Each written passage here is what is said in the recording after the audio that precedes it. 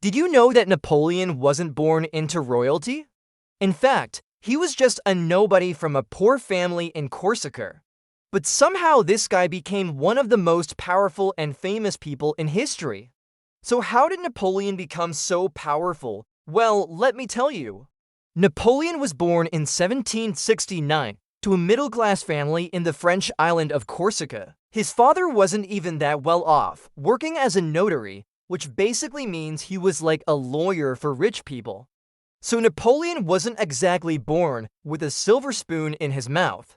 But despite his humble beginnings, Napoleon was a brilliant military strategist from an early age. He was also really ambitious and worked his way up through the ranks of the military until he became the commander of artillery for the French army. But then came the French Revolution in 1789, which totally messed up the social hierarchy in France. The revolution was all about overthrowing the king and establishing a republic.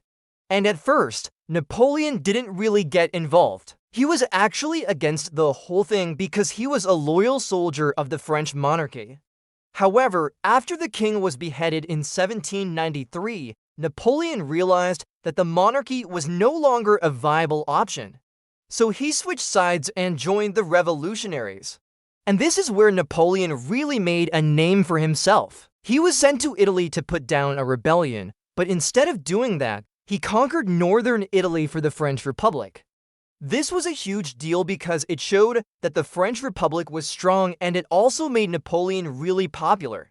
People saw him as a hero who was bringing glory to France. After returning to France in 1797, Napoleon became the first consul of France, which basically means he was the leader. And at this point, he had total power over France. He made himself emperor in 1804 and went on to conquer most of Europe. He was a brilliant military strategist and was able to defeat some of the biggest armies in Europe. However, Napoleon's empire was doomed from the start. He had too much power and was really unpopular outside of France. So eventually he was defeated and exiled to the island of St. Helena, where he died in 1821. So there you have it, the story of Napoleon Bonaparte, the guy who went from being a nobody to conquering most of Europe. If you want to know more about Napoleon, check out the series in the description below. And don't forget to subscribe so you don't miss out on any of our awesome videos. Thanks for watching.